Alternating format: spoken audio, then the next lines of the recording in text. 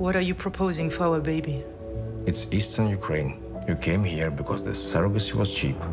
The price has consequences. Sentinelle Ukraine est la deuxième saison d'une série qui était d'ailleurs au festival il y a 2 ans.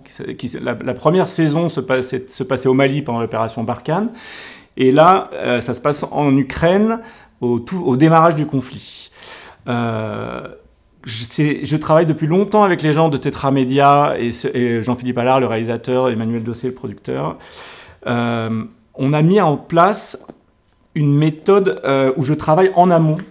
C'est-à-dire que je compose inspiré par les scénarios maintenant. Je leur envoie de la musique. L'équipe de montage de cette série est excellente. Alors, comme c'est des monteurs images français qui ont appris à monter la musique, ils sont très bons.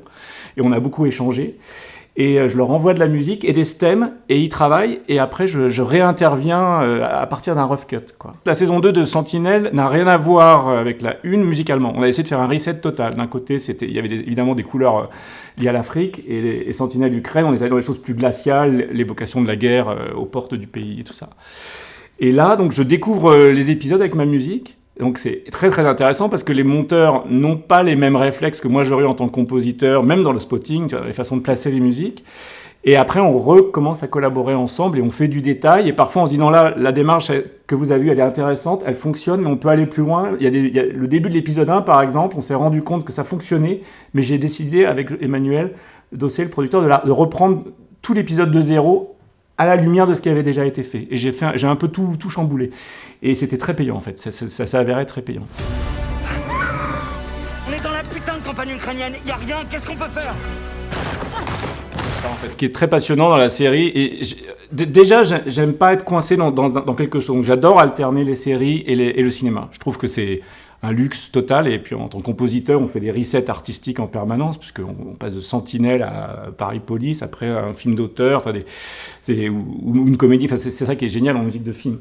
Et le travail dans la série, ce qui est extra, c'est qu'on peut travailler des thèmes ou des couleurs et on les développe sur la longueur. Et ça, en tant que compositeur, c'est assez passionnant, parce qu'en 3e saison d'une série, on dit tiens, il y avait un truc que j'aimais bien là, sur ce thème dans la saison 1, je le développe, je le réarrange, on le réinjecte à la fin, on crée des espèces de souterrains narratifs en fait par la musique.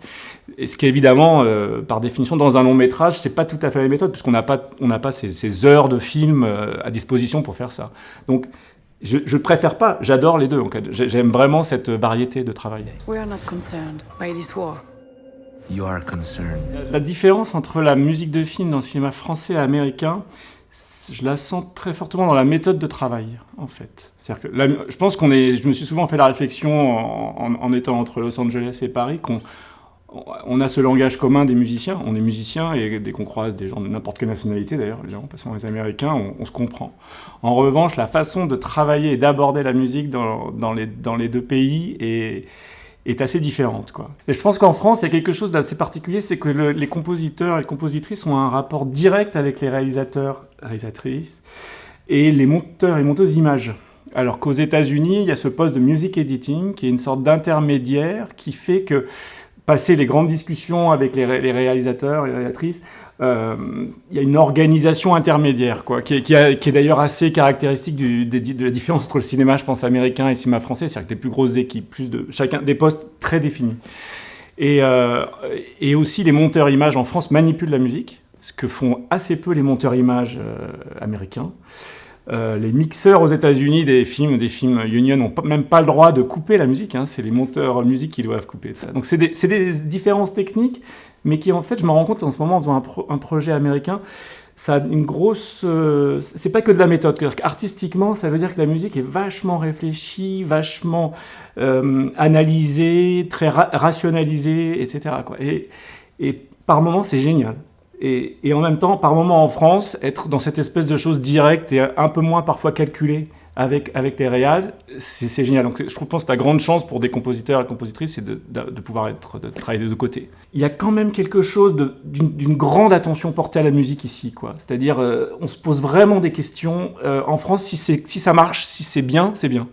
Et parfois, j'ai l'impression qu'on peut aller un peu plus loin ici. Et les bandes-son quand même américaines de pas mal de films, ça s'entend aussi. La façon de gérer la musique, la façon dont elle est montée. c'est peut-être un peu plus pointu, quoi. Nous, on fait des zooms. Là, je fais un projet aux États-Unis, on fait des zooms toutes les semaines. On fait 2 cues par zoom parce que je le fais d'Europe.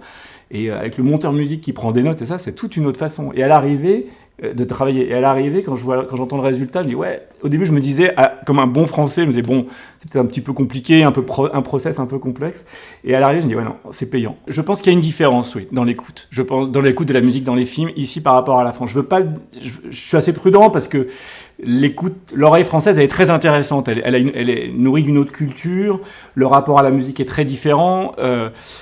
Ici, ce que je remarque, et ça rejoint un peu ces questions sur la façon de manipuler la musique, c'est que l'écoute est très attentive et très précise, quoi. Quand j'avais fait, dans une autre édition du festival, la masterclass ici sur la musique, autour du film de son vivant d'Emmanuel Berco, j'avais vraiment remarqué dans les questions à quel point la musique était... Bon, elle était assez mise en avant dans le film aussi, mais la musique, les analyses il y avait une habitude d'analyser la musique et de se poser la question.